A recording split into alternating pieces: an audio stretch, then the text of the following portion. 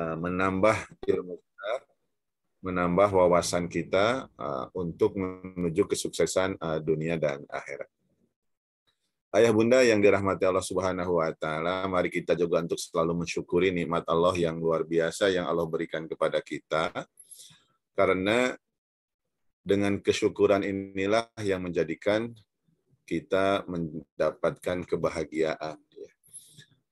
Ada ungkapan yang sangat bagus yang mungkin kita renungkan ya menjadi bagian yang harus kita renungkan, di mana ungkapan ini ya saya tulis juga di kantor, ditempel di dinding-dinding ya di ruang-ruangan di yayasan, yaitu antara hubungan bahagia dan syukur. Ya. Jadi bukanlah kebahagiaan yang menjadikan kita bersyukur, namun dengan bersyukurlah kita akan bahagia. Maka insya Allah dengan kesyukuran apapun yang kita dapatkan, ya, maka insya Allah kita akan merasakan kebahagiaan. Tapi kalau tidak pernah disyukuri, apapun yang kita peroleh, maka tidak bisa menjadi kebahagiaan bagi kita. Ayah bunda yang dirahmati Allah Subhanahu wa taala, mari kita lihat dulu tayangan ini untuk betapa merenungkan untuk selalu mensyukuri nikmat Allah Subhanahu wa taala.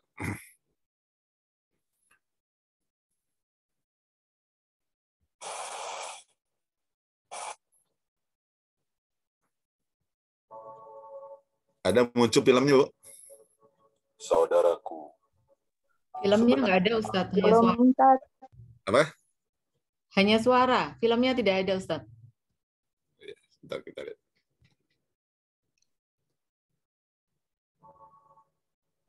Ada sekarang? Saudaraku, sebenarnya apa yang kita Ada ya? Tidak berjalan, Ustadz. Hanya suara saja. bukan pantai. Kita hidup di pantai, merindukan gunung. Kalau kemarau, Ya, kita lalui saja. Ayah bunda yang dirahmati Allah Subhanahu wa taala, kita pun diajarkan sebuah doa, yang doa ini merupakan doa yang harus kita lantunkan sebagai hamba Allah. Jadi ayah bunda di dalam surat Al-Furqan, dari mulai ayat 63 sampai ayat terakhir, itu tanda-tanda hamba Allah. Wa ibadur rahman alladzina yamshuna ala ardi haunan. Hamba Allah yang maha pengasih itu kalau berjalan di muka bumi rendah hati, dan seterusnya. Nah, pas di ayat 74-nya, hamba Allah itu alladzina yaquluna rabbana hablana min azwajina wa dzurriyyatina qurrata a'yun waj'alna lil muttaqina imama. Bahwa hamba Allah itu selalu berdoa, ya Tuhan kami, anugerahkanlah kepada kami, kepada pasangan-pasangan kami, kepada anak cucu kami, keturunan kami, qurrata a'yun, ya, menjadi penyejuk hati, ya, penyejuk mata, penyejuk hati, dan jadikanlah kami teladan, imam, pemimpin bagi orang yang bertakwa. Ini luar biasa doa ini, kalau dikabul itu surganya dunia akhirat. Ya. Karena kita melihat semua anggota keluarga kita itu menjadi qurrata a'yun. Enak dilihat, ya, melihat suami enak, melihat anak enak, melihat cucu, melihat kakak, adik, semua yang di rumah dilihat menyenangkan. Ini sungguh luar biasa. Bayangkan kalau sebaliknya, ya, melihat yang ada di rumah itu menyebalkan. Waduh, misalnya melihat anak mau muntah, melihat suami, itu neraka dunia. Ya. Maka kita doa ini harus terus dilantunkan, ya, supaya kita betul-betul menjadikan semua anggota keluarga kita menjadi keluarga yang qurrata a'yun dan imamul muttaqin, menjadi teladan bagi orang-orang yang bertakwa. Nah, dari doa ini mungkin ada yang bertanya, apa yang dimaksud dengan qurrata a'yun, ya, dan apa yang dimaksud dengan imamul muttaqin. Nah, karena kita berharap tadi bahwa semua anggota keluarga kita itu menjadi qurrata a'yun dan imamul muttaqin. Ada implikasi dari doa ini ayah bunda. Ya. Tadi bahwa dari doa tadi itu ada dua implikasi. Yang pertama, kita berharap anak kita, keturunan kita, generasi kita itu menjadi qurrata a'yun. Kalau dilihat, kalau dipandang, itu menyejukkan mata. Ya. Ini luar biasa. Nah, kenapa menunjukkan mata? Karena akidahnya benar, ibadahnya benar, dan akhlaknya terpuji. Nah, itu pasti dengan anak-anak kita yang memiliki hal ini, insya Allah itu akan menyenangkan mata, akan menyejukkan hati. Itu luar biasa dari doa ini. Maka kita berupaya di sekolah kita, atau di rumah kita, itu bagaimana mewujudkan putra-putri kita itu yang memiliki akidah sahihah, ya, akidah yang benar, atau akidah salimah, akidah yang bersih, yang terbebas dari penyakit TBC, ya, tahayul, bid'ah, khurafat, ya. Kemudian juga ibadahnya betul-betul juga ibadah yang benar, dan akhlaknya terpuji. Nah, insya Allah dengan hal ini, putra-putri kita, generasi kita menjadi qurrata a'yun. Kemudian permintaan berikutnya adalah imamul muttaqin, imamun lil muttaqin, menjadi pemimpin, menjadi teladan bagi orang yang bertakwa. Nah, tentunya tidak cukup dengan modal akidah, ibadah, akhlaknya terpuji, maka butuh putra-putri kita itu memiliki kemampuan untuk hidup kecakapan di dunianya, yaitu bagaimana supaya menjadi pemimpin orang yang bertakwa, menjadi imamul muttaqin. Yang pertama, selain akidah ibadahnya, akhlaknya terpuji, kita berharap memohon kepada Allah supaya putra-putri kita itu intelektualnya, pola pikirnya, wawasannya luas, gitu ya. Jadi jangan sampai hanya sekedar misalnya akidahnya sih benar, misalnya kan, akhlaknya terpuji tapi bigal misalnya, tapi bodoh ya, tapi buyan misalnya. Nah, ini tentu kita tidak inginkan seperti itu. Maka kita berharap selain akidahnya salimah atau bersih, ibadahnya benar, akhlaknya terpuji, dia juga memiliki fikriyah ya, pola pikir intelektual yang mumpuni. Kemudian juga butuh juga untuk diteladani itu jasadnya juga butuh jasad yang sehat ya, jasad yang ya kadang misalnya dia pintar tapi sakit-sakitan ya. Dia ibadahnya tapi sakit-sakitan, dia akhlak tapi sakit-sakitan. Nah, ini pun tidak bisa menjadi keteladanan atau kepemimpinan. Kemudian selain itu juga dari doa ini adalah kita mudah-mudahan putra-putri kita juga memiliki skill ya, memiliki kemampuan, memiliki bekalan untuk hidup. Nah, inilah keterpaduan yang harus kita jaga ya. Dan jangan sampai juga pintar, sehat, banyak keterampilannya, skillnya, tapi akidahnya, ibadahnya, akhlaknya tidak benar. Ini juga tidak diharapkan. Maka saya sering menyampaikan di lingkungan di unit-unit bahwa kita berharap pendidikan yang kita lalui itu adalah bagaimana benar, ya, pintar, segar, ya. Benar akidah, ibadah, akhlaknya, pintar otaknya, dan segar fisiknya. Nah, ini artinya ada 3R itu ya, benar, pintar, segar. Nah, mudah-mudahan kalau itu, insya Allah harapan semua dan menjadi qurrata a'yun dan imamul muttaqin. Ayah bunda yang dirahmati Allah Subhanahu wa Ta'ala, kita semua mudah-mudahan mendapatkan predikat cerdas, tapi cerdasnya versi Islam ya, versi Rasulullah Muhammad Shallallahu Alaihi Wasallam, ya, versi Islam. Dalam sebuah hadis yang diriwayatkan oleh Imam At-Tirmizi, Rasulullah SAW bersabda, Al-Kayyis man dana nafsahu wa amila lima ba'dal maut. Jadi di dalam Islam itu sebetulnya hanya ada satu kecerdasan itu, yaitu cerdas spiritual, ya, cerdas ruhani. Ya. Karena ketika ini ada, itu berdampak pada cerdas-cerdas yang lainnya. Ya. Kata Rasulullah ini, orang yang cerdas itu, al-kayyis, orang yang cerdas itu adalah orang yang selalu mampu mengendalikan dirinya dan beramal, bekerja, mempersiapkan diri untuk kehidupan setelah kematian. Nah, ini adalah orang yang cerdas. Kenapa cerdas? Karena dia mengumpulkan di dunia sesuatu yang akan dia sambut di akhirat. Sementara kalau orang bodoh, dia mengumpulkan sesuatu yang dia akan tinggalkan, gitu ya, yang dia akan tinggalkan. Jadi ada orang ngumpulkan di dunia, tinggalkan saja, gitu kan.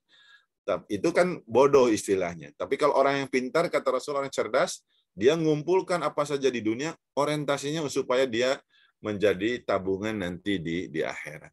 Nah, mudah-mudahan kita semua tergolong apa yang disampaikan oleh Rasulullah, yaitu kecerdasan yang orientasinya untuk kehidupan di akhirat. Ayah bunda yang dirahmati Allah Subhanahu wa taala, dan kita bagaimana menyesuaikan hidup kita sesuai dengan misi penciptaan kita. Ya. Saya yakin ayah bunda sudah sering dengar ayat ini, inna sholati wa nusuki wa mahyaya wa mamati lillahi rabbil alamin. Jadi apa saja yang kita lakukan di dunia ini, itu semata-mata hanya untuk Allah. Dan ketika itu terjadi, insya Allah itu adalah bernilai ibadah. Kalau kita bekerja, mendidik anak, semuanya apa saja, kalau lillahi rabbil alamin, itu berarti bernilai ibadah. Jadi misi spiritual kita itu adalah karena kita nanti ingin berjumpa dengan Allah, ya, dan mudah-mudahan semua anggota kita terbebas dari kebodohan, kemiskinan, dan kehancuran dalam kehidupan. Ayah bunda yang dirahmati Allah, di dalam surat Al-Kahfi ayat 110, biasanya di malam Jumat ini atau di hari Jumat itu disunnahkan membaca surat Al-Kahfi, ya. Nah, di ayat 110-nya itu ada tentang misi spiritual kita itu, yaitu ingin berjumpa nanti dengan Allah. Faman kana yarju liqa'a rabbih falyamal amalan sholiha wala yusyrik bi ibadati rabbih ahada.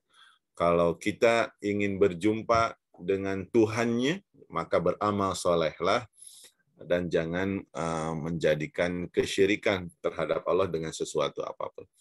Ini ayah bunda beberapa hal yang melandasi pembicaraan kita pada kesempatan ini.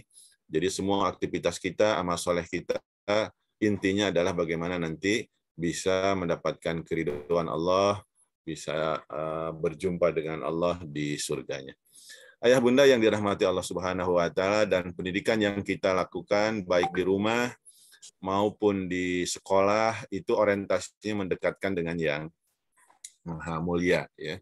Karena ada istilah mendekatlah kepada yang maha mulia dan kepada sesuatu yang dicintai oleh yang maha mulia, maka kehidupan kita akan mulia, gitu ya. Ini terpotong kalimat di bawahnya. Jadi kalau kita mendekat dengan yang maha mulia dan mendekat kepada sesuatu yang maha mulia, maka insya Allah akan dicintai oleh yang maha mulia dan akan menjadi mulia kehidupan kita. Kita lihat sosok Bilal bin Rabah, ya. Walaupun status sosialnya sangat rendah sebagai budak, tapi menjadi mulia kehidupannya, ya. Masih hidup sudah kedengaran terompahnya di surga, karena ternyata selalu mengajak orang mendekat dengan yang maha mulia. Maka kehidupan Bilal menjadi mulia, walaupun status sosialnya sangat rendah. Sebaliknya ada orang yang status sosialnya sangat tinggi, raja di raja, ya, Fir'aun contohnya, ya.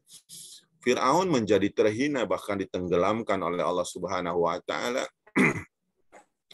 Padahal status sosialnya sangat tinggi, tapi menjadi terhina karena menjauhkan orang dari yang maha mulia, ya. Sehingga Fir'aun menjadi terhina.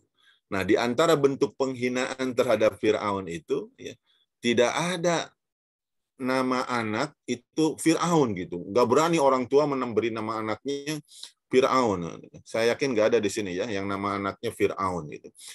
Itu saking malunya kalau punya anak namanya Fir'aun, karena bentuk penghinaan. Bahkan kalau ada pejabat pemimpin disebut Fir'aun pasti marah, gitu, karena itu melambangkan kesombongan, yang melambangkan kehinaan. Padahal tadi statusnya mulia dari segi status sosial, tapi menjadi terhina karena menjauhkan orang dari Allah.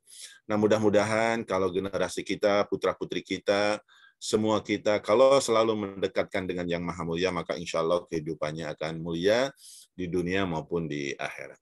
Ayah bunda yang dirahmati Allah Subhanahu wa Ta'ala, dan tentunya kita mudah-mudahan termasuk ke dalam kelompok yang tidak akan merugi ya, atau kelompok orang yang sukses. Saya yakin ayah bunda hafal surat ini ya, bahwa hampir semua manusia sebetulnya potensinya rugi, tapi ada yang tidak akan rugi ya. Saya yakin bisa melanjutkan semua ayatnya. Wal asr innal insana lafi khusr illa alladzina amanu wa amilus solihat wa tawassaw bil haq wa tawassaw bis sabr. Ini saya yakin ayah bunda hafal karena ini surat favorit dalam sholat ya. Jadi saking senangnya dengan surat ini jarang dilewatkan dalam sholat ya. Kalau enggak wal asri, inna atau ina kulhu. Nah itu surat-surat favorit dalam sholat sehingga saya yakin tadi pasti hafal gitu ya. Karena saking senangnya jarang dilewatkan gitu. Ayah bunda yang dirahmati Allah, rupanya yang tidak akan rugi itu kalau dia senantiasa beriman, didasari iman hidupnya, senantiasa amal soleh, dan senantiasa saling menasehati, ya, saling mengingatkan, ya, saling menasihati dengan yang benar dan dengan yang kesabaran. Ya. Karena kita ini manusia, sehebat apapun pasti memiliki kekurangan, ya, pernah salah, ya, sering lupanya. Nah ini maka butuh tausiah bil haq, tausiah bis sabr. Dan ayah bunda sekalian, ya, kita harus senang kalau ada ketemu orang, misalnya siapa saja yang menasehati kita. Kalau itu nasihat baik, kita ambil, walaupun mungkin orang yang menyampaikan nasihat itu bisa jadi dari anak kita atau dari orang-orang yang dari segi status sosialnya jauh dari kita. Sepanjang itu untuk menyelamatkan kita, maka nasihat kita ambil. Itulah yang tidak akan rugi, selalu mendapatkan nasihat-nasihat. Ya. Kalau saya itu memiliki filosofinya seperti makan telur terhadap nasihat yang baik itu. Kalau orang makan telur kan tidak pernah melihat dari mana keluarnya telur. Ya. Kalau melihat keluarnya telur nggak akan jadi makan telur kita ya. Tapi karena proteinnya tinggi ya dimakan saja. Bayangkan kalau setiap mau makan telur melihat dari mana keluarnya telur, nggak jadi makan gitu ya. Jadi terhadap nasihat gue demikian. Siapapun yang mungkin mengingatkan kita, asal itu baik dan bermanfaat bagi kita, sekalipun mungkin dari orang yang dari segi pendidikan mungkin jauh dari kita, kalau ternyata itu menjadi manfaat dan kebaikan, kita ambil. Ayah bunda sekalian, sekarang ini kan di era digital ya, di era digital yang kadang tadi sering mengalami kecemasan dari para orang tua dengan di era digital ini. Dan memang begitulah juga kondisinya ya. Selain akan bermanfaat, era digital ini manfaatnya juga banyak, tapi juga bahayanya atau hal-hal negatifnya juga banyak ya. Nah, era digital ini kan berisi tentang teknologi informasi, komputer, internet ya. Itu berada di sini di era kita, tidak akan jauh dari hal-hal ini, dan kita akan terus berhubungan dengan yang namanya digital ini. Dan di era digital ini mampu merubah budaya dan perilaku masyarakat ya, beralih ke media yang cepat dan memudahkan ya, sehingga tadi tergantung terus dengan yang namanya hal-hal yang sifatnya digital ini.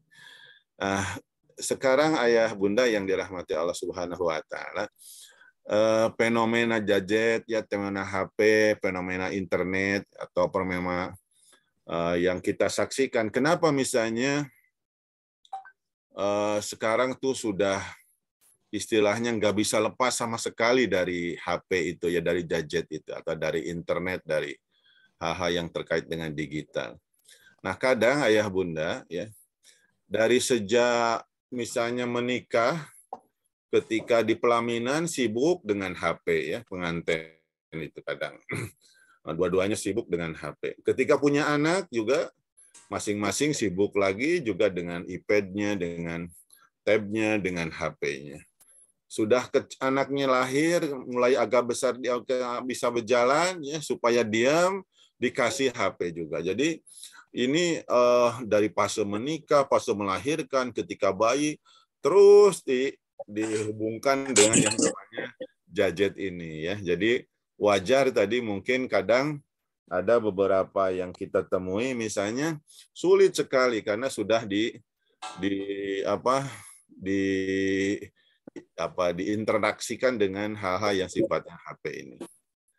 Nah, ayah bunda, kita tidak bisa lepas dari era digital ya, karena di era digital, di era global ini butuh yang namanya kompetisi, ya selalu ada kompetisi, butuh selalu ada kerjasama, jaringan dan sebagainya. Kemudian juga di era global, di era digital ini kadang juga terjadi hal-hal yang tidak pernah terjadi sebelumnya, kemudian tidak bisa diprediksi, tiba-tiba terjadi. Nah, itu luar biasa. Kemudian juga butuh sekali kecepatan, kreativitas ya. Nah, tentu kita tidak ingin menjadi penonton istilahnya ya, tanpa mengambil hal yang terbaik dari era ini. Ya, ayah bunda, presentasinya nampak ya, ayah bunda ya.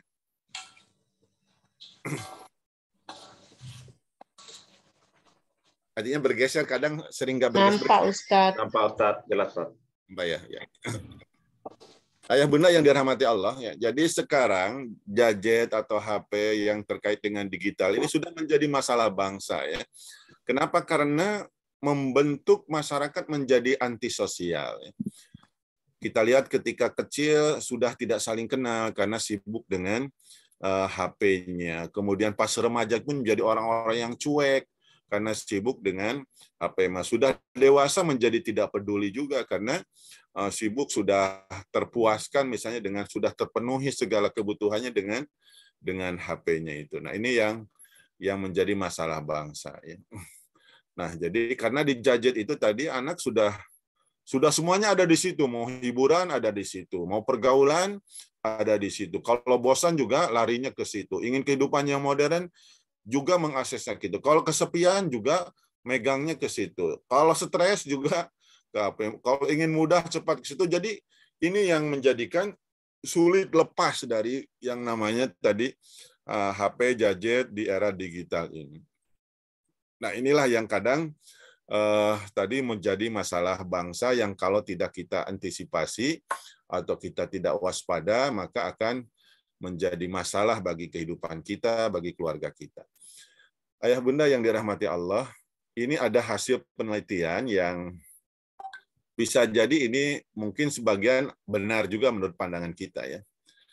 Jadi hasil penelitian ini di era digital tahun 2017 ya. Perusahaan keamanan siber Kaspersky Lab ya merilis pelaporan penelitian soal skenario yang membuat masyarakat modern tertekan saat ini. Hasilnya kehilangan smartphone dan foto-foto digital itu lebih dianggap menyedihkan ketimbang putus cinta, ya kehilangan teman dan kehilangan hewan peliharaan. Jadi kalau kita misalnya kalau dulu dianggap menyedihkan tuh kalau kehilangan barang-barangnya, kehilangan hewan peliharaannya. Nah sekarang tuh bergeser ya. Kita lihat hasil secara lengkapnya penelitian ini. Ini dirilis oleh Kompas Tekno di tahun 2017 ya. Mungkin sekarang lebih parah lagi kalau hasilnya ya. Nah, jadi dari penelitian itu muncul bahwa 10 besar insiden secara berurutan yang membuat masyarakat modern saat ini sedih. Jadi yang menjadi penyebab sedih itu apa saja gitu ya. Nah, yang pertama menjadi ranking pertama masih yaitu anggota keluarga kalau sakit atau meninggal dunia ini masih dianggap menyedihkan. Namun kita lihat yang kedua sudah mulai bahwa ternyata dianggap menyedihkan betul tuh kalau smartphone, tabletnya hilang atau dicuri. Waduh, uring-uringannya luar biasa gitu ya. Nah ini kayaknya mungkin banyak yang terjadi seperti ini. Atau kalau yang ketiga bahkan lagi juga kalau ada foto digital yang tidak di backup hilang, waduh menyesal saat-saat kenangan-kenangan misalnya. Nah, ini juga merasa sedih. Baru keempat putus cinta ya. Yang kelima akun media sosial dihack. Yang keenam kehilangan kontak di smartphone. Ini juga menjadi suatu yang sedih. Dan seterusnya. Nah, jadi ternyata dengan tadi ini dampaknya luar biasa ya, yang mempengaruhi ketertekanan dalam kehidupan itu sudah mulai bergeser terkait dengan urusan HP. Kemudian juga yang perlu diwaspadai juga adalah kita lihat ini yang mungkin juga menyedihkan ya atau harus diwaspadai. Hasil penelitian dari Yayasan Kita Buah Hati menyebutkan sejak 2008 hingga 2010 sebanyak 67% ya sudah pernah mengakses. Bahkan sekarang tuh di tahun 2020 itu hampir 92% gitu ya. Itu yang di tahun 2020 bahwa hampir 92% di usia SD yang ini sudah pernah mengakses atau informasi tentang hal-hal yang sifatnya pornografi. Ini juga sangat menyedihkan penelitian ini, ya. Artinya yang perlu diwaspadai. Nah, bahayanya ayah bunda, ini ada beberapa mungkin yang bisa kita istilahnya kita lihat gitu ya, apakah putra-putri kita sudah teradiksi atau terkecanduan dengan hal-hal yang sifatnya internet atau gadget. Ini ada tanda-tandanya. Nanti mungkin kalau kita lihat apakah di rumah kita itu sudah seperti ini, ya. Ini diantaranya ya. Nah, kalau orang sudah teradiksi dengan internet atau gadget ya, itu waktu bermain dengan gadgetnya lebih lama, ya lama sekali gitu, bisa di atas 6 jam gitu ya. Nah, kan kita lihat ada misalnya anak-anak remaja tuh kan sampai tengah malam itu game online itu ya, begadang-begadang. Nah, ini kalau sudah ada seperti itu berarti dia sudah teradiksi ya, sudah kecanduan. Kemudian akan marah atau sedih kalau tidak main gitu. Wow, itu marah betul. Nah, itu ya.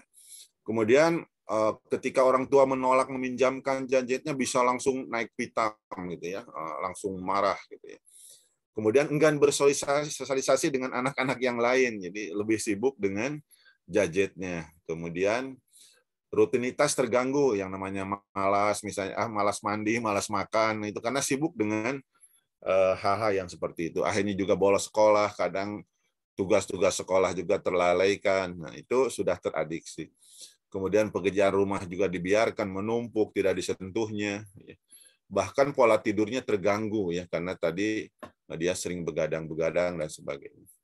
Bermainnya sampai larut malam. Nah, kalau ada gejala-gejala seperti ini termasuk teradiksi.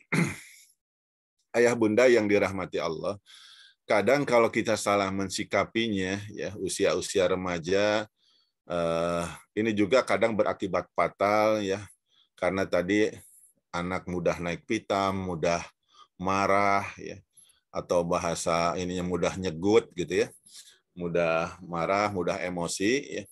Nah, kita lihat tayangan berikut ya, ada contoh kalau salah memperlakukan atau salah melihat kalau ada anaknya yang mungkin istilahnya tidak diharapkan lah kondisinya oleh orang tuanya ketika salah mensikapinya akibatnya juga fatal. Mudah-mudahan filmnya jalan. Jalan ya?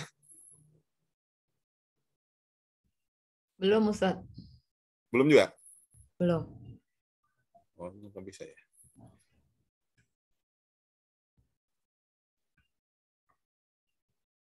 Bentar.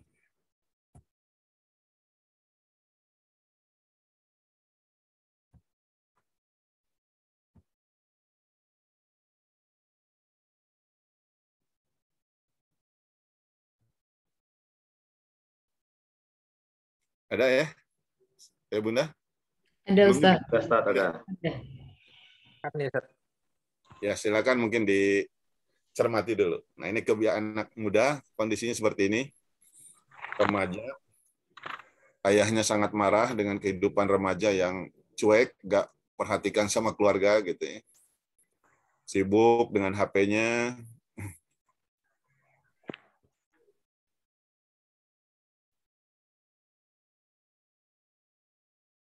Pulang larut malam.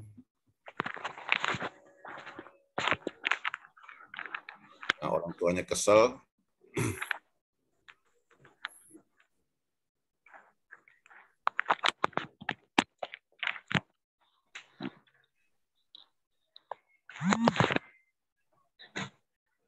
Anaknya kabur ya dari rumah.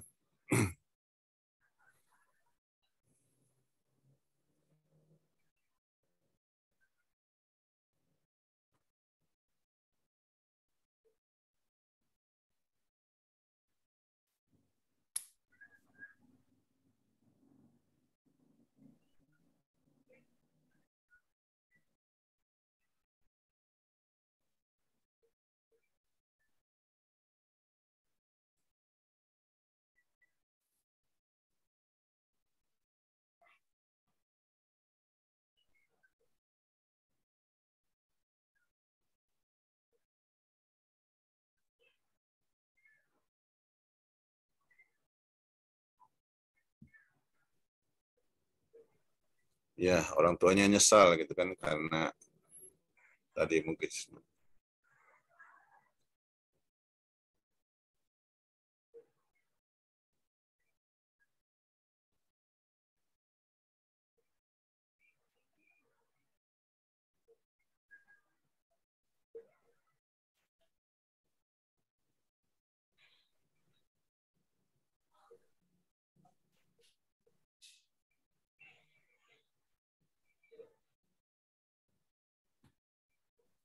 Ya, aliran cintanya tumbuh lagi, ya, memotivasi, ya.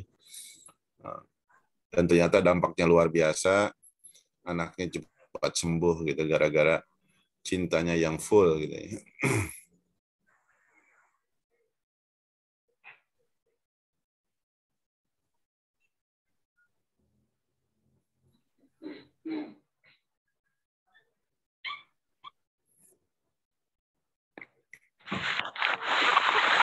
Ya, itu ayah bunda bahwa ternyata juga apa hal-hal yang terkait kalau ternyata kita pernah melakukan mungkin tindakan yang salah, bukan berarti harus dijauhi anak kita, tapi harus terus didekap, ya, harus terus diberikan perhatian yang luar biasa sehingga bisa proses penyembuhannya bisa lebih cepat lagi ketika kita lebih mendekat kepada putra-putri kita. Kemudian dari hal-hal yang tadi, apa yang harus kita waspadai dengan era digital ini ya? Ini di era digital ini kan kita tidak bisa lepas yang pertama dengan sosial media, ya. Mungkin dengan macam-macamnya ya. Ada Facebook, Line, ya, kemudian Twitter, Telegram, WhatsApp, Instagram itu apa yang harus kita waspadai? Games juga demikian, YouTube dan TikTok dan pornografi, berita hoax, ajaran sesat dan terorisme. Ini juga yang harus diwaspadai. Nah, bagaimana mau waspadai? Karena ini ada juga dampak-dampak negatifnya. Ya, di sisi lain ada manfaatnya, tapi kenapa harus diwaspadai? Karena ada dampak negatifnya. Contoh ini ya, misalnya terkait dengan sosial media. Kalau berlebihan dengan sosial media, ya, misalnya ini perilaku anak yang akibat berlebihan di dalam sosial media. Ya. Yang pertama, daya juang dan mentalnya lemah, ya. Mudah menyerah, ya, nggak fight gitu, belum apa-apa udah menyerah. Kemudian malas belajar dan membaca karena tadi sibuk membalasi dengan apa di sosial medianya. Kemudian selalu ingin mendapatkan pujian atau likes, ya. Kalau nggak ada like tuh, aduh keselnya luar biasa misalnya gitu. Kemudian memanipulatif, suka memanipulatif karena ingin eksis, mendapatkan perhatian, ya. Itu suka memanipulatif. Kemudian kurang peduli dengan lingkungan sekitar karena sudah cukup terpuaskan dengan media sosial itu. Dan kadang karena asiknya bisa menjadi rentan korban kejahatan karena ditipu atau di hack dan sebagainya. Nah, mudah-mudahan ini tidak terjadi akibat sosial media itu. Itu dari sosial media ya. Jadi kalau berlebihan itu akan menimbulkan hal-hal yang seperti ini. Kemudian tentang games juga begitu ya. Bisa berbahaya kalau berlebihan gamesnya ya. Nah ini juga bisa dilihat, diidentifikasi kalau ternyata sudah muncul hal-hal seperti ini. Jadi dampak psikologis games pada anak itu mengajarkan kekerasan fisik dan verbal. Ini kadang ngomongnya juga kasar, jadi kasar. Kemudian juga fisiknya juga seperti itu, mudah main fisik dan sebagainya. Kemudian meningkatkan agresivitas, itu agresif sekali, gitu ya. Kemudian mudah marah dan emosi. Banyak juga konten games itu adalah yang terkait ada hubungannya dengan pornografi. Kemudian juga dampak psikologisnya itu adalah efek nyandu gitu, adiktif ya. Jadi kalau sudah main tuh penasaran terus, mau terus ya, sehingga tadi berlama-lama. Nah, ini juga yang harus diwaspadai. Kemudian yang harus diwaspadai yang lainnya adalah terkait dengan bahaya games ya. Nah, ini di penelitian ya sudah Kalau sudah kecanduan tadi kita ini bahwa dengan game anak jadi malas belajar, kerusakan mata dan fisik akibat jarang bergerak ya. Maka di kota-kota besar itu umur 15 ya sudah ada yang banyak stroke gitu ya. Karena rupanya yang sehat cuma jarinya aja kan ya kan. Karena yang gemuk tuh jarinya aja, karena yang gerak terus jarinya ya. Padahal kalau namanya duduk gitu kan minimal dalam 1 jam sudah harus ada pergerakan untuk mengalirkan sirkulasi darahnya. Kemudian waktu belajar terganggu sehingga prestasi juga menjadi terganggu ya. Nah, kemudian tidur lambat, akhirnya pemalas berangkat ke sekolah sehingga bolos. Kemudian juga susah konsentrasi. Nah, ini kalau yang sudah kecanduan dari games itu. Ayah bunda juga lebih bahaya lagi juga kalau sudah terpapar pornografi ya. Sering banyak orang tua takut anaknya kena narkoba sehingga melarang bermain di luar rumah. Namun ya, sebagai kompensasinya adalah anak-anak diberikan kebebasan akses internet ya. Tanpa ada pengawasan misalnya dari orang tua, ternyata anak menjadi kecanduan pornografi ya, karena walaupun tidak dicari-cari nongol aja. Nah, ketika nongol itu diklik, nah itu akan terus, karena sama ya, pornografi juga itu menimbulkan efek adiktif ya, kecanduan. Sehingga kalau sudah buka tuh itu dulu yang dibuka ya, atau dikenal dengan narkolema ya, narkotika lewat mata. Nah, ini juga berbahaya ya. Nah, ini lebih bahaya lagi karena merusak otak ya. Dampaknya ini kalau pornografi ayah bunda ya, anak menjadi mudah terangsang ya, sehingga sering masturbasi ya, bahkan bisa jadi berzina ya. Kemudian kerusakan otak yang tidak bisa membedakan salah dan rasa malu, udah nggak malu-malu lagi misalnya kan. Kita lihat sekarang berita-berita yang menyedihkan gitu ya, dari usia-usia yang masih kecil-kecil sudah ada melakukan tindakan yang selama ini mungkin menjadi tabu tapi menjadi biasa oleh kalangan anak muda sekarang ya. Kemudian ada melakukan kejahatan seksual dan sebagainya. Ini dampak dari kalau pornografi. Nah, tadi seperti itu ya bahaya-bahayanya. Nah, kalau begitu sekarang apa yang harus dilakukan oleh kita ya bunda ya? Apa yang harus dilakukan oleh kita ya, untuk meminimalisir. Kalau menghilangkan sepenuhnya mungkin 100% agak sulit, tapi meminimalisir dampak negatifnya sehingga anak-anak kita terselamatkan dari bahaya-bahaya tadi. Yang pertama ya bunda, yaitu kita harus 6 fokus internet sehat ya gitu ya. Filtering, kemudian connecting, ada sharing, caring, learning, dan branding. Apa itu maksudnya ya? Yang pertama filtering, misalnya kita kalau ada di rumah internetnya ya, maka sering dilakukan penjagaan ya, penyaring internet dari semua konten yang tidak sehat ya. Baik dengan menggunakan software, pengaturan, dan regulasi ISV-nya. Kemudian inisiatif orang tua atau guru dalam menjaga kegiatan internet di rumah ataupun di sekolah ya. Ada upaya-upaya untuk seperti itu di labor-labor sekolah atau di rumah kita dijaga gitu ya, diminimalisir. Walaupun kadang karena lebih pintar anak kita di jebolnya juga gitu ya. Kemudian yang kedua adalah connecting, mengoptimalkan teknologi untuk memperlancar informasi dan memperluas jaringan. Jadi bukan hanya sekedar menambah teman yang tidak menambah ilmu atau manfaat, maka kita connectingkan dengan orang-orang, dengan teman-teman yang artian positif gitu ya, supaya bisa berbaginya itu dengan hal-hal yang positif, diconnectingkan. Kemudian sharing ya, berupaya terus diisi dengan hal-hal yang positif ya. Misalnya kita berupaya berbagi di internet itu atau di media sosial itu ya, tentang tips bagaimana meraih beasiswa, tips sehat, tips masak dan sebagainya. Pokoknya diisi dengan hal-hal yang positif sehingga konten-konten negatif tidak ada peluang masuk karena kita disibukkan dengan hal-hal yang mengisi dengan hal yang positif. Jadi sharing di sini adalah bagaimana diisi konten-kontennya dengan sharing yang hal-hal yang positif. Kemudian caring ya, menjadikan aktivitas kita dengan sadar dan peduli ya, yang sadar dengan perkembangan zaman dan permasalahan sosial. Dulu kan ada kasus koin ya, porprita misalnya, sehingga mudah sekali kepedulian digalakkan aksi peduli menjadi contoh nyata bahwa internet mampu menggerakkan kepedulian pengguna. Jadi dibawa untuk itu. Kemudian yang kelima ya, dijadikan internet itu sebagai tempat belajar segala ilmu, karena di sana hampir semua ilmu ada bisa kita akses ya. Waktu saya mengikuti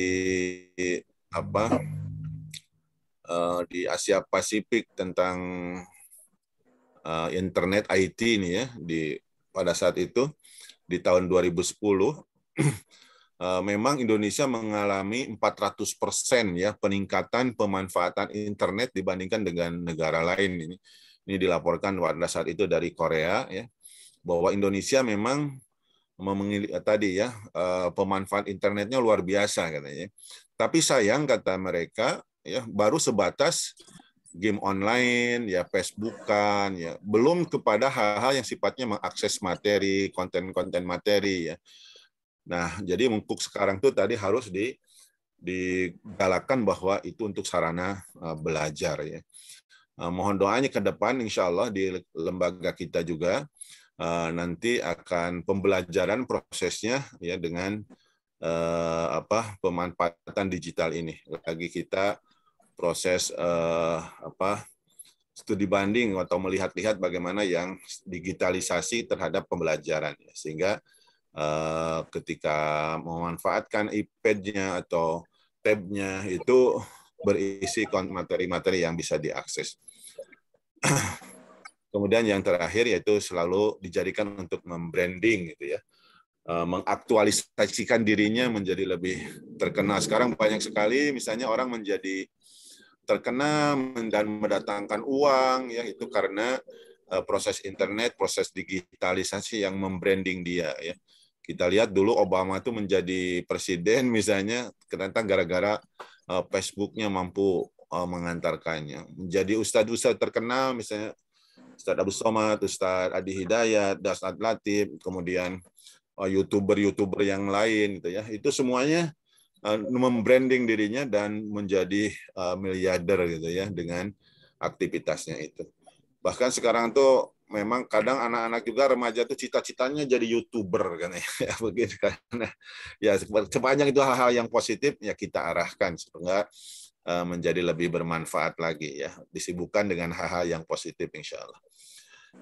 Kemudian peran kita sebagai ayah bunda ini ya, untuk menghadapi tadi era digital itu, bagaimana kita berupaya membatasi, ya, khususnya tadi pada gadget, ya, kemudian memprotek situs-situs negatif yang ada di internet, kemudian juga yang lebih pokok lagi juga mendampingi, ya, karena sering kita terlambat itu karena nggak sempat mendampingi, ya, nggak sempat mendampinginya. Ya. Nah, mudah-mudahan ini kita juga berupaya mendampingi ya ketika game kalau bisa ikut bermain seneng-seneng dengan putra-putri kita ya. Misalnya kemudian juga dibuatkan aturan yang jelas ya, kapan belajar, kapan main game ya, kapan internetan ya, sehingga ketika dibuat aturan yang jelas, dan aturan yang jelas kalau bisa istilahnya dari bawah ke atas ya. Bukan dari atas ke bawah. Ya. Sering kan kita maunya kita ya, kita tidak berdiskusi bagaimana membuat aturan itu dari maunya anak-anak kita. Nah, seharusnya dilibatkan dalam membuat aturan juga, didiskusikan sehingga ada merasa memiliki aturan itu. Kemudian membantu membebaskan anak kita kalau ternyata sudah teradiksi ya, sudah kecanduan, yang tadi identifikasinya seperti apa yang sudah di atas dibahas tadi ya. Itu ayah bunda, kemudian juga penting bagi kita semua ayah bunda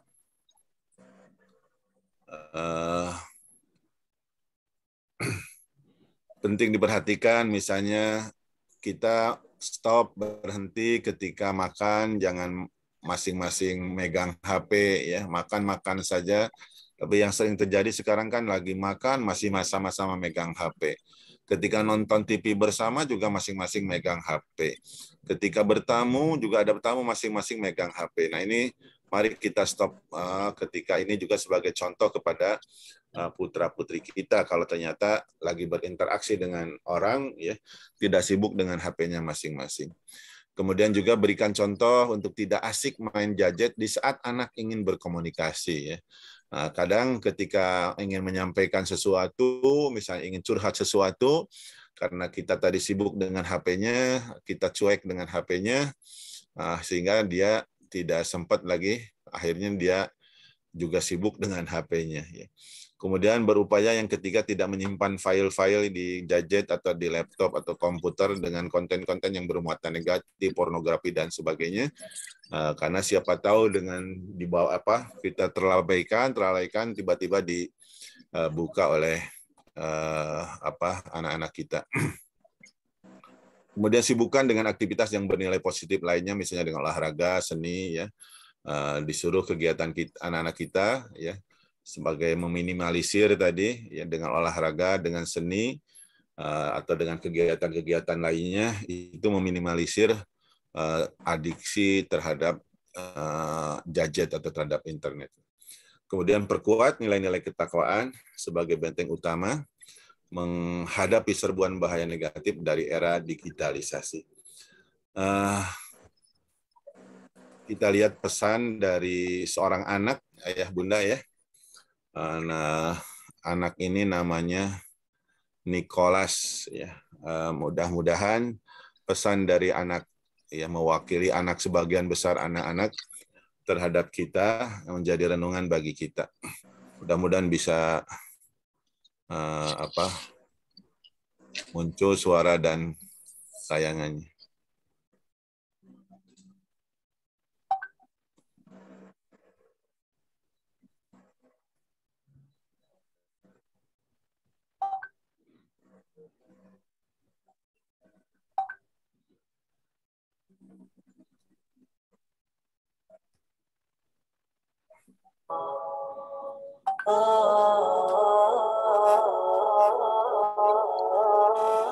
Ada ya bunda ya tayangannya?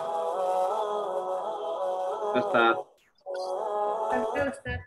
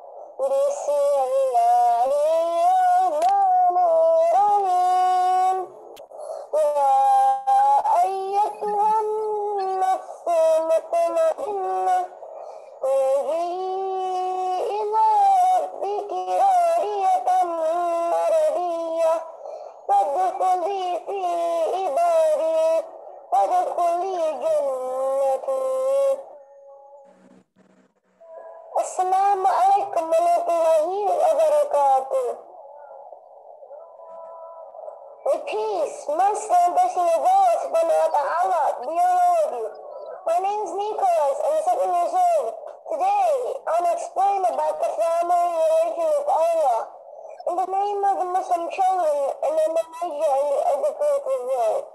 I direct this matter to the fathers, mothers, grandparents, and the people who are in the world of Islam. I say to you all, thank you to our fathers, mothers, and grandparents. All of you are the reason of our existence here, living on this earth. All of you remember our dead. At the time you feed us, give us drink, and clothe us.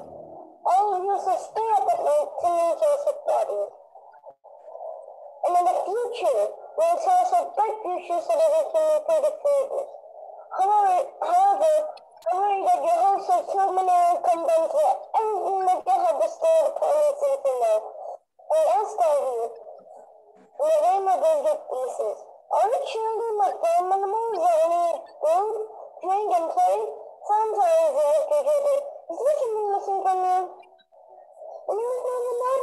I say to you that, in the name of the little children, we don't want to be like the people of the pure kind. الذين كفروا يتمتعون ويأكلون كما تأكل الأنعام والنار مثواهم. And those who disbelieve enjoy themselves and eat as the beasts eat, and the fire is their abode. Allah protect us. We want protection from the hellfire, and let's answer the call of the creator is what? يا أيها الذين آمنوا قوا أنفسكم وأهليكم نارا. All you who believe, save yourselves and your families from the fire, and wear clothes among your families, and we need safeguarding from the punishment of the fire. Are you not responsible for us?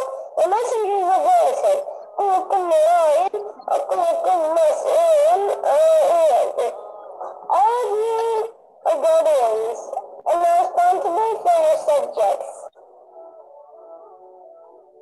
So, you're specifically responsible for all your children and the Muslim in general in this nation. And I say to you, all fathers, mothers, and grandparents, yes, you will be excellently taking care of their bodies. However, many of you are lacking for taking care of their spiritual needs. And the result is that you only need to time over our behavior. And maybe some of you hate every day when you raise their child. What is the reason for that? Has an outcome already stated?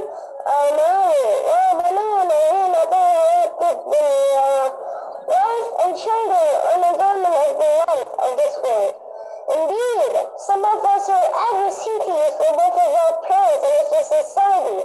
That is which of the contrary comes from the east and the west. What is the reason for that? I say to you, all fathers, mothers, and grandparents, that indeed taking care of the face of their bodies. Yet, it is also other genius for taking care of our souls. How can we live by means of teaching us Islam and ceremony? Why should we study our religion? On the streets? No. In companies and permitted? No. Or in public schools? No. Not in Tanzania. So why can we study our religion? It's the masjid. It's the masjid. It is the only place that brings together Muslim children, no matter how different their language, skin color, origin, person. Such religions tell the building universities and buildings, or embarking on a spacious land and exploitation for guaranteeing our futures. However, I will say to you, on the good and pure faces, here, show your leave with descendants, with petitions after your backs, as the whole will receive their inheritance. My beloved brothers and mothers and grandparents, in the name of all your children, please take us to the masjid. Introduce us to the Muslim holy places. Places where we can meet other than Muslims. Spread our name. Teach us how to love masjid, or the 10th July. Take us to Salah together, learn together about Islam at our own years of life.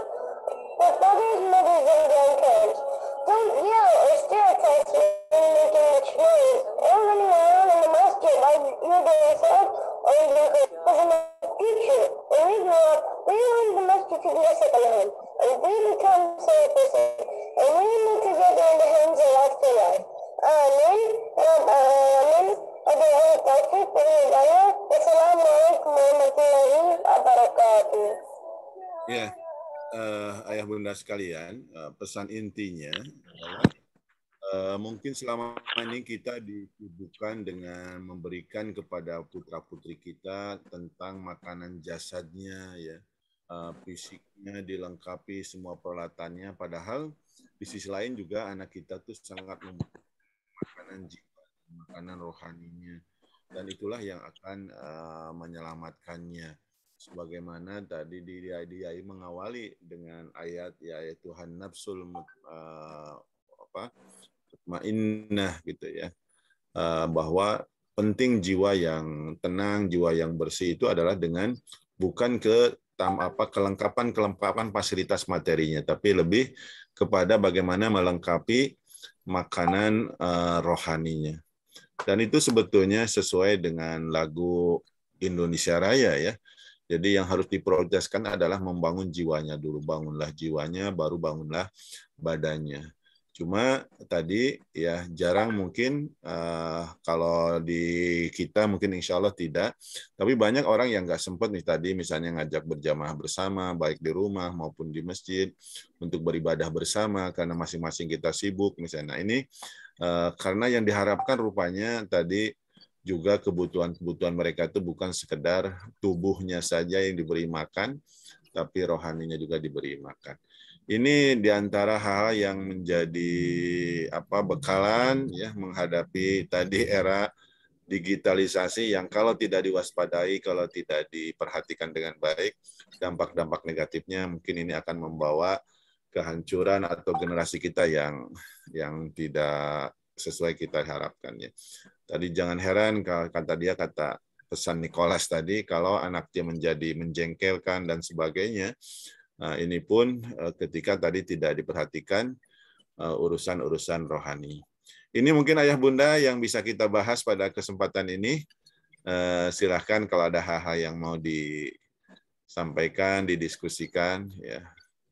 Mudah-mudahan Allah Subhanahu wa Ta'ala memberikan kekuatan kepada kita, kepada putra-putri kita, terbebas dari segala bahaya era digitalisasi ini, dan mampu memanfaatkan era digitalisasi ini dengan sesuatu yang bisa mendekatkan diri kepada Allah Subhanahu wa Ta'ala, sehingga selamat anggota keluarga kita menjadi qurrata ayun dan imamul muttaqin.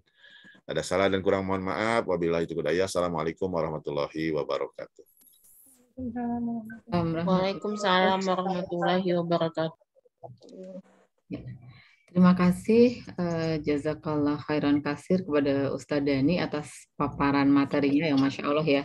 Kita kayak ditonjok gitu. Selama ini filtering, connecting, sharing, caring, blending, learning itu mungkin kurang, masih doa-doanya juga kurang gitu ya. Mungkin ayah bunda ada yang mau bertanya dengan Ustadz, dipersilahkan. Silahkan, ayah, bunda. Katanya udah jelas. Sudah jelas. Saya berarti ya Ustadz, saya sebagai MC justru malah mau bertanya. Jadi terkadang di era sekarang ini Ustadz, ada anak-anak yang ngancam orang tuanya itu dengan menyakiti diri sendiri.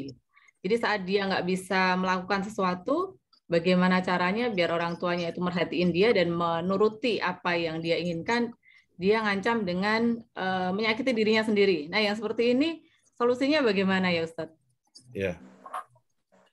Jadi memang ayah bunda ya, Rasulullah SAW bersabda kepada kita bahwa khotibun nas bilisani qaumihim da'watun nas biqadri uqulihim.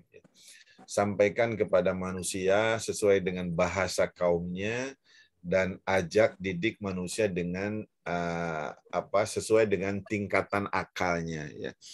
Nah, sering kita menjadi tidak nyambung pembicaraan dengan anak-anak kita sehingga tadi dia caper ya, cari perhatian dengan melakukan tindakan-tindakan yang mengkhawatirkan kita misalnya kan. Ini bisa jadi juga faktornya karena kita salah pembahasannya. Selama ini kadang kita sebagai orang tua bahasanya kolonial, sementara mereka milenial gitu.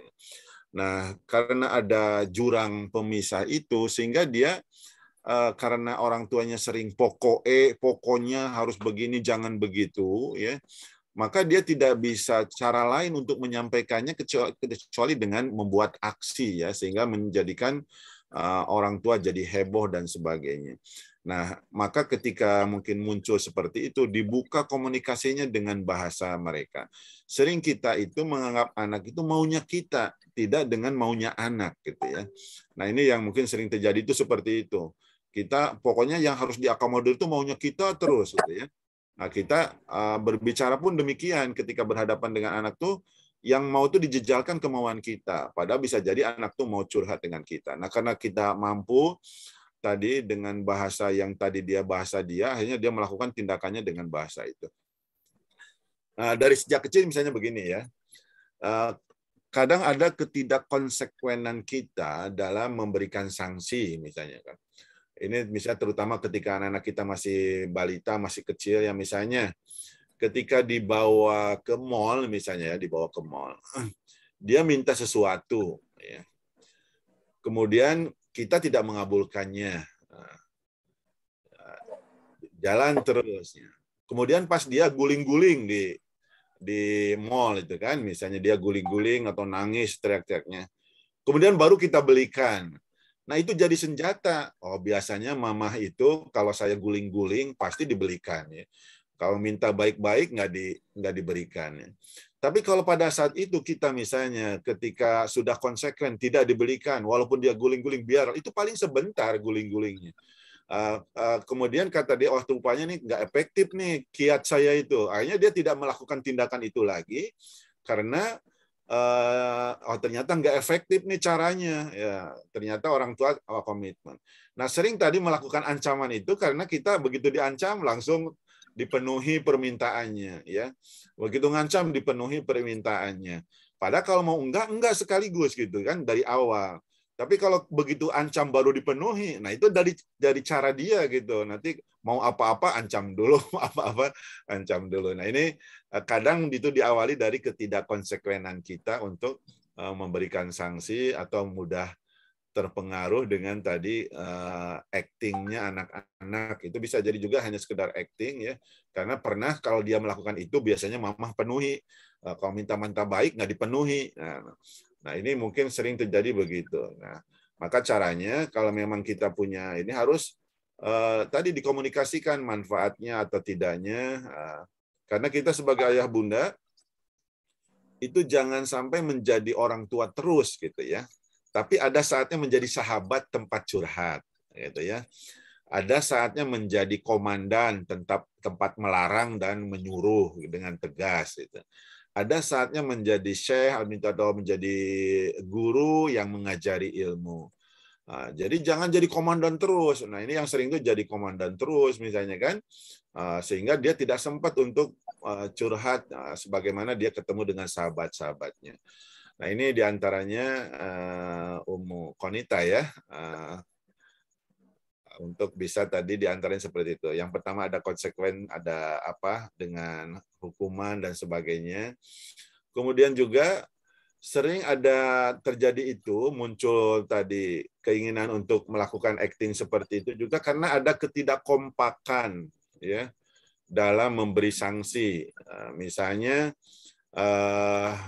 biasanya mamah tuh kalau begini ini, tapi kalau ayah lain lagi, ya misalnya kan neneknya lain lagi. Itu tidak kompak, itu menjadikan peluang-peluang itu dia melakukan hal yang beda-beda ya.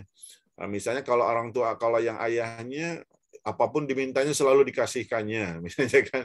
Sementara pas giliran ke mamanya, oh, sulitnya, nah, harus ada ancaman-ancaman. Nah ini juga harus ada kekompakan gitu ya. Nah sering, apalagi kalau ada di rumah pihak ketiga tadi neneknya, waduh, kadang sanksi itu tidak efektif karena nanti lari ke nenek, kalau nenek itu pasti dikasihnya apapun itu ya.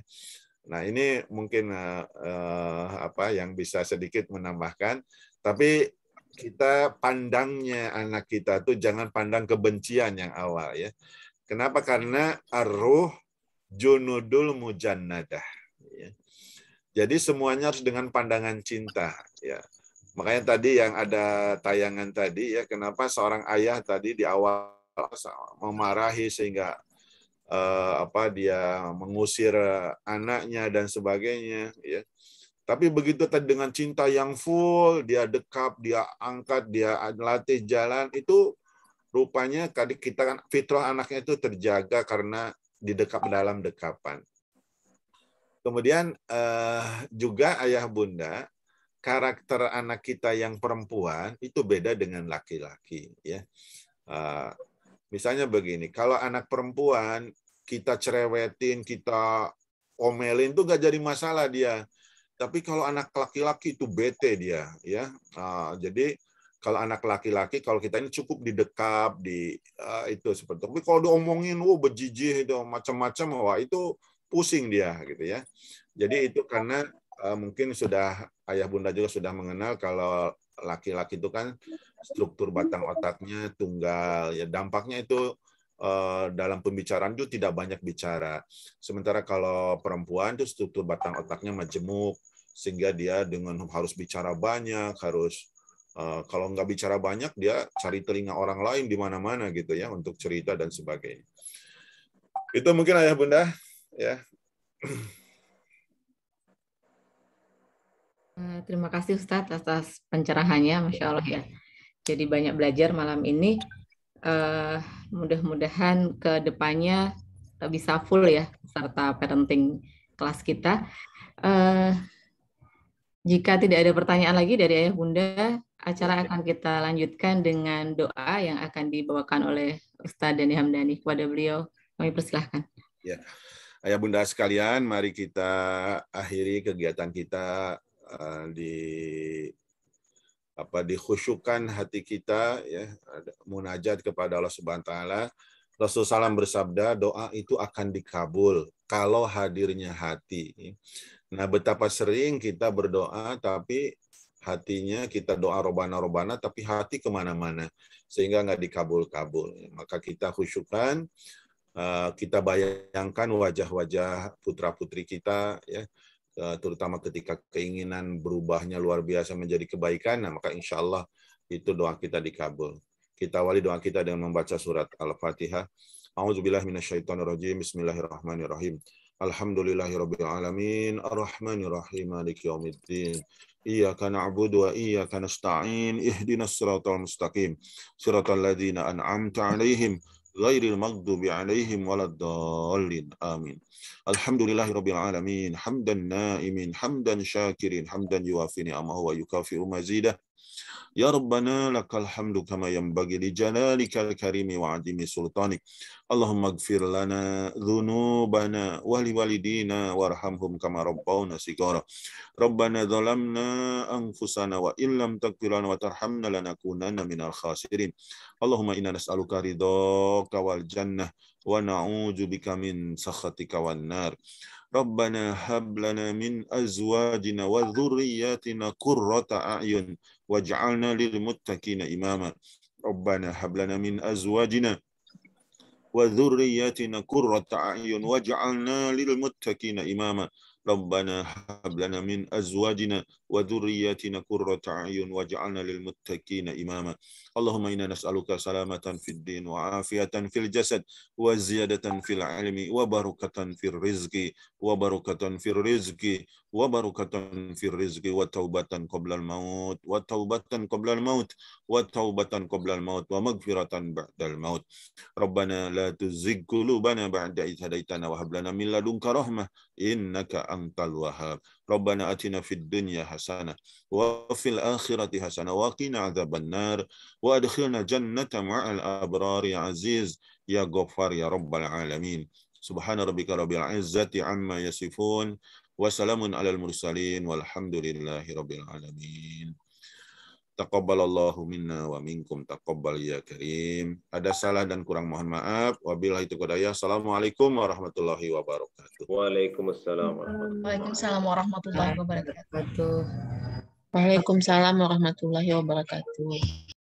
Waalaikumsalam warahmatullahi wabarakatuh. Alhamdulillah acara parenting kita malam ini berjalan dengan lancar. Jazakallah khairan kasir kepada Ustadz Dhani Hamdani yang telah memberikan materi luar biasa pada malam hari ini. Kita semua menjadi tercerahkan harus bagaimana langkah-langkah ke depan, bukan hanya membersamai, tapi doa-doa kita juga harus lebih dikuatkan.